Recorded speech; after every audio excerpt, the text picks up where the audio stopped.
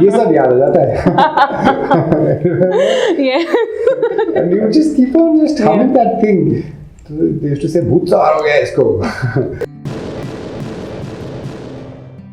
So I'm a mountain goer. I can trek like hell. If you had a superpower, what would it be? I'll just disappear people. To disappear people?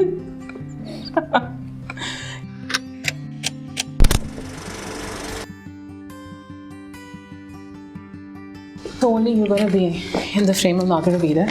Okay. Look at me, Logan. Right? Yeah.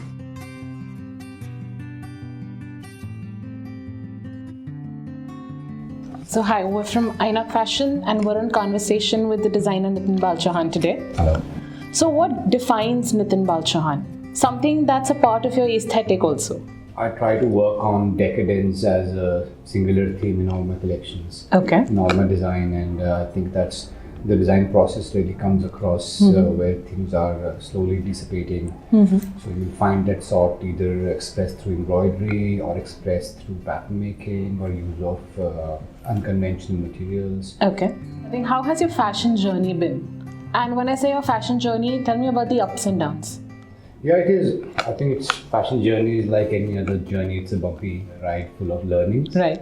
And when I started, I went back to Himachal and I did a lot of work, working in 10 different crafts and trying to find the missing link, making it more contemporary, or maybe giving it something that future could hold, because all the brands coming in and the industrialization, how would craftsmen sustain and how would they fight? So I think that was the first part of my journey in design, was to find avenues to make things relevant and not let them become obsolete with the passage of time. Secondly was integrating hardcore fashion into craft and getting fabrics developed, working with master craftsmen and facing all those challenges of, we are an agrarian society and most of the weavers are agriculturists. So like, how do you work around them? How do you find them to deliver you things on time? How to upgrade their skill? How to find the best raw materials for them, little details about making the hand feel of the fabric better, or a better luster, or it's easier to stitch, doesn't fray that much. So these were things, I think, the challenges which I really faced in the handloom sector. And then obviously, because I really love creative pattern making and draping, so how I mix both of them, how I challenge myself every time I come up with a new collection, I want to challenge myself with ideas and explore things which I haven't done probably in the last season or ever before. Okay. So yes, that has a lot of challenges because you don't know how things are going to turn up, and it's a risk that you take every time. So what inspired you to be a fashion designer? I think it was NIFT because I just happened to go there. I was looking for something to do in life.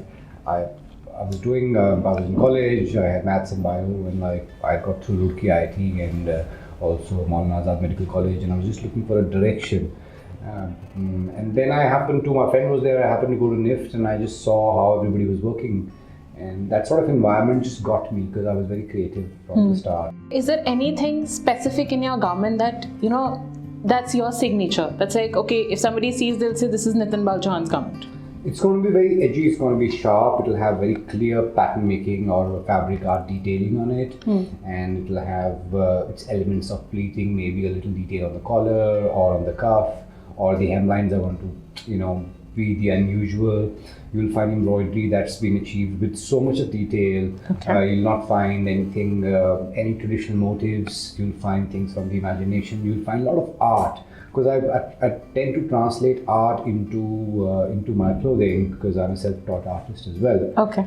So most of my drawings end up as embroideries or prints on the garment, and then I do some fabric art as well.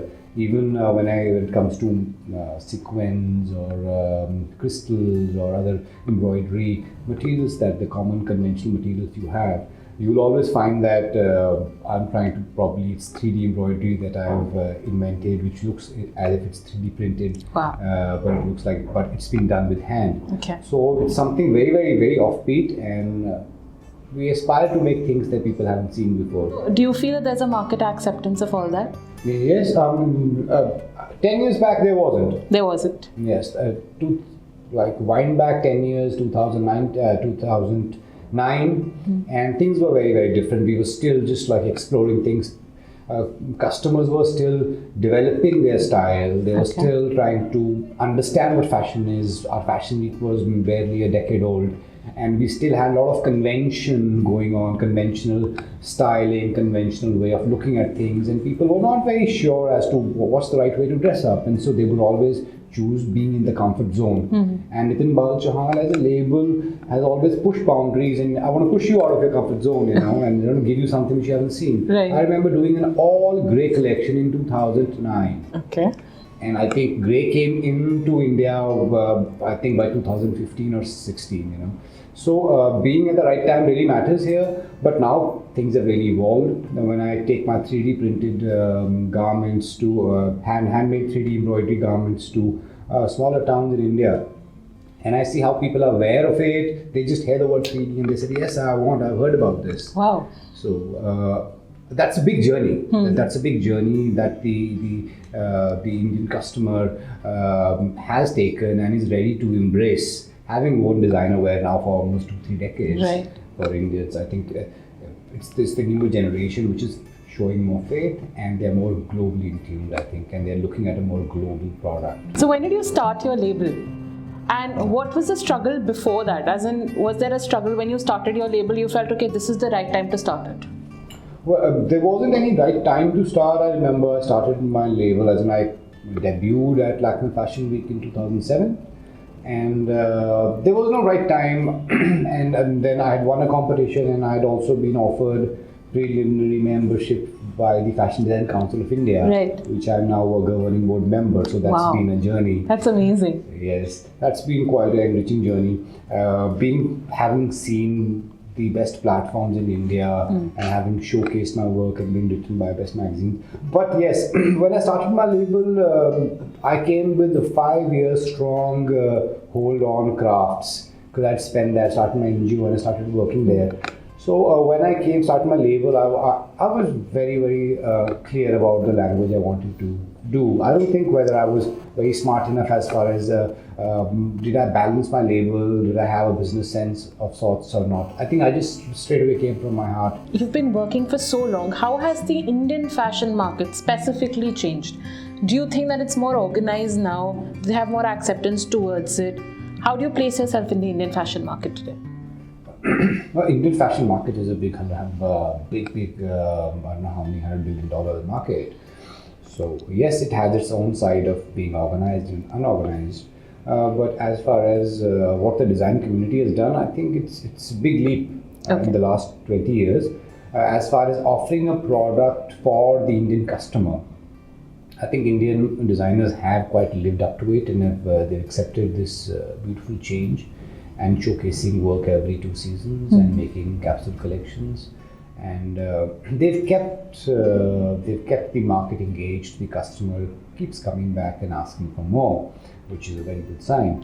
And also you've seen that the wedding sector in India is also quite elaborate, and everything is based around all these different functions, and where people are ready to spend, they are ready to experiment and have different outfits for different functions and everything. I have a serious following of serious practicing designers, practicing sustainable fashion, futuristic fashion, contemporary fashion. Some designer labels are rooted in the past, trying to bring that vintage era. So yes, now I think a better picture of Indian fashion is beginning to emerge, but only for the Indian market.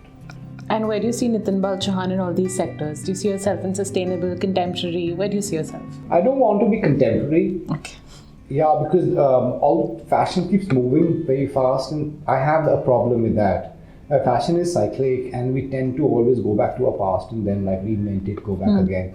So that's something which I'm not, I don't find very comfortable in that space. I want to move forward. Okay. I want to embrace things and understand which way the world is moving. Pick a side, which way do you think it should move? Or if you have a different idea, then you start slowly, and eventually you'll find there are a lot of other people as well who are in that, following that side of the story. So yes, I want to move forward with design. I want to create pieces which is futuristic. Which essentially, when I say futuristic, it doesn't mean just sci-fi. It means like things that will be relevant 20 years, 30 years, 40 years from now. Okay.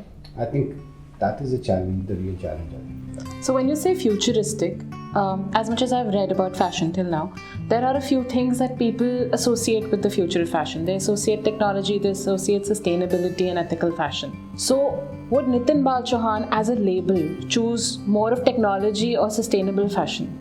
See, if you look around my store, you'll find 60% of it is sustainable, Right. hand-woven, hand-spun fabric. Right. So I think I've stopped looking at that because that, anyways, is part of us. Right. It's part of me. You know, I will definitely work with sustainable.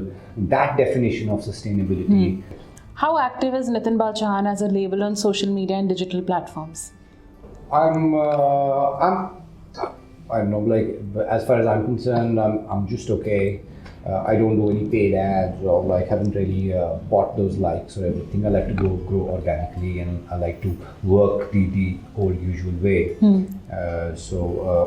Although I still haven't found the right way to engage the audience, I think I'm still waiting for the right product. Okay. And the right sort of thing that I would want to say. I really loved it when professionals would do it. You know, like you do a good job, and then the best writers, the best magazines or newspapers, they would come and they'll ask you questions, look at your work, and give their take on it. Right. But right now, everybody can give a take on their own thing, man. Like they're beating your own drum. So on one side, you say that you are empowering everybody, but on the other side, you're creating so much muck around that it becomes difficult to wade through and just find the right content. So I'm still belong to the old school where let the writers write. Okay. Let the people who are professionals do that. My job is to design. I'm happy designing. Okay. Wow. Is there anything that you feel should change in the fashion weeks, should change in the fashion education? Yes, I think there's one thing which is slowly moving out of our real lives is tangibility. Okay. So like I can see Kutumanur on my phone in a second and get 100 pictures of it. But if it's just 5 kilometers from where I am, I better go there and just look. So that's the change that's coming today, because everything is so easily accessible.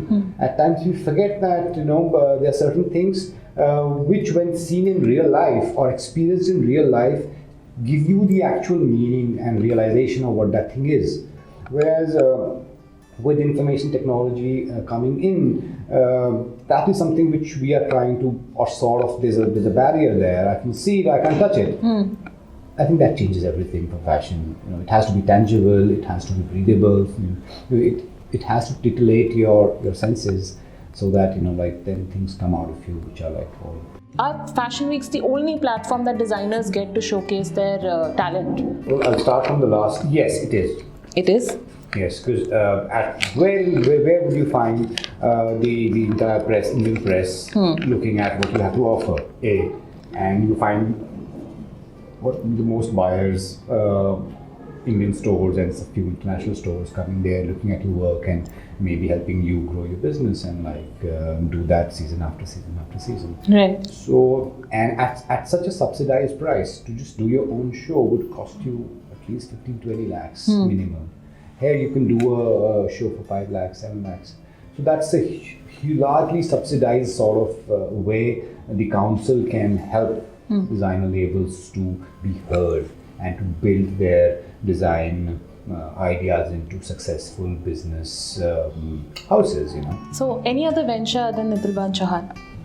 Yes, there's a company called Himalayan People that we set up with my childhood friend. Okay. And we have 5 different brands under that label, because we are from Himachal. Yeah. Anj Kapoor and his brother Anand Kapoor and we are directors in that company. It's been 7 years now we've been working on it.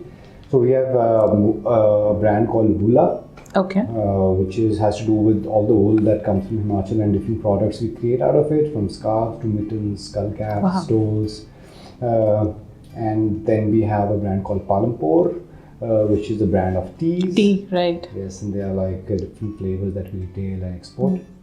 Then you have, we make homemade footwear, which is called Kula, which is like, again, we have trained women in Himachal and we work through different tribes. and they've been weaving it for centuries, and we've made changes in it, and it has its own challenges. But yes, that's one. And then we have one more label. We make a chili paste called chuk. Okay. It's called Himachili. Okay. So it's chili from Himachal called Himachili. It's a traditional 200-year-old recipe that we've tried to bring. It's a community-based own business, and we have self-help groups that we've engaged in, we've trained, and we get our products made through them, and we sell it all across the platform. And we are developing, as of now, trying to develop sauces and marinades and other things around it. So, as I said, one foot has always been there. There, right. But I'm happy that it's moved out of fashion as well and has gone into other community building exercises and projects. Tell us about your collabs and your ventures internationally. Yeah, some interesting collabs have come my way. Katisak was one of the fastest flipper ships at that point in time. Right. And now they wanted to launch that with that concept into India. And just taking inspiration from that, going to London, checking out that ship and taking tangible inspiration from it and making those avant-garde clothes was amazing. I worked with punk, steampunk as a theme, just taking elements from India and just using that. That was amazing. Then Walt Disney came by and Walt Disney wanted to launch its couture line in India. So that was a great collaboration. I really wanted to give them a solution for the mass market, and I ended up working with a lot of denim and prints and embroideries with Mickey and Minnie Mouse. That was great. And then Monsoon Accessorize. There have been a lot of crazy ventures and collaborations. So I was reading about Bhoot Sawar. What exactly is it? Bhoot Sawar is one of my labels. It's one of the other verticals, which is a club wear line. Okay. And Bhoot Sawar, as in I remember as a kid, when a TV commercial would come, you would start singing it. And I remember my dad just giving me a whack on my head and saying, "Ye sab yaad ho jata hai." Yeah. And you would just keep on just humming that thing. So they used to say, "Bhoot Sawar ho gaya isko." Okay. So I think we need that in our life, and everybody has a certain Bhoot Sawar on them. And I think that comes from within. That's a very subconscious thing, which you need to understand and nurture and bring it out. I think that's what is really important. That's why Bhoot Sawar, I wanted to name it Bhoot Sawar, because the collections come from such a space, and they want to address that space and address those people who really have,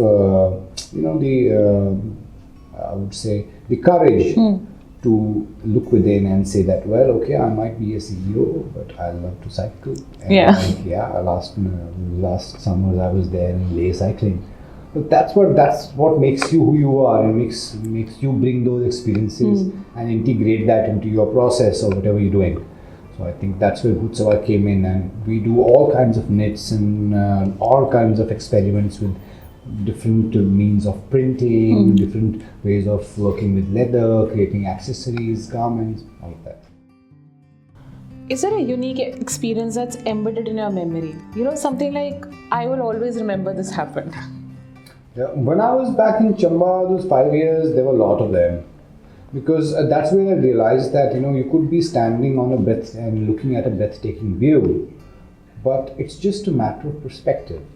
Okay. Just shut the sun and make it all dark, and it will be the most horrifying experience at that very point, at that very place. So the perspective being at the same spot will change.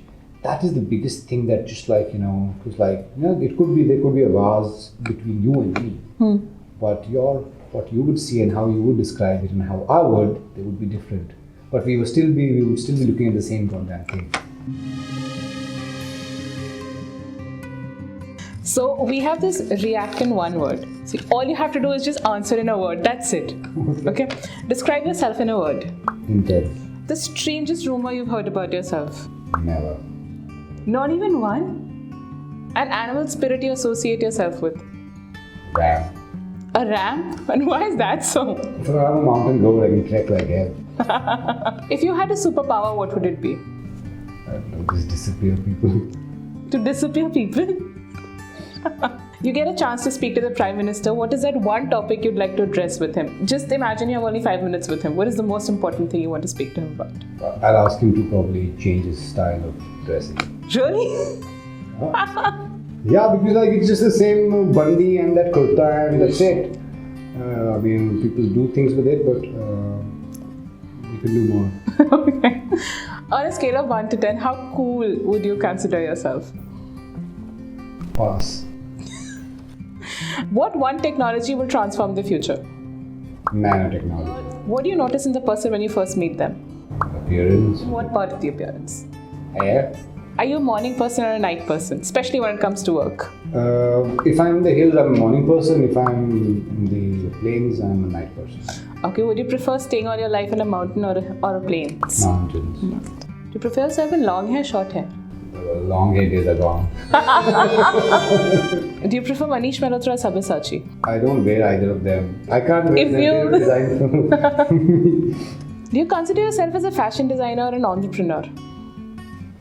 Both. Both? Don't you feel that entrepreneur is something that inculcates the designer part in it? Yeah, but then the other will not exist without it for me. Your favorite showstopper or a showstopper you'd feel no should be there wearing my clothes and walking the ramp for me? Any one of my thousands of clients. Describe your dream in just one word. I will pass out. Have you dated any two people at the same time? Never? What's your favorite color that you feel you want to inculcate in all your garments? About color, there's no favorite color or any ugly color. Ugly? There's only ugly amounts of color. Okay. Every color is nice and used in the right proportion. That is nice. Thank you so much for giving your time to us, and it was a great conversation. Thank you. Well, I'm really happy that I know fashion is trying to bring out the true voice of fashion and design out there into the world, and I'm sure they have a lot of tricks up their sleeve to keep the audience engaged and bringing them something fresh, a different perspective, a closer insight about the nuances and what goes behind the scene or what goes in making a garment and educating the customer.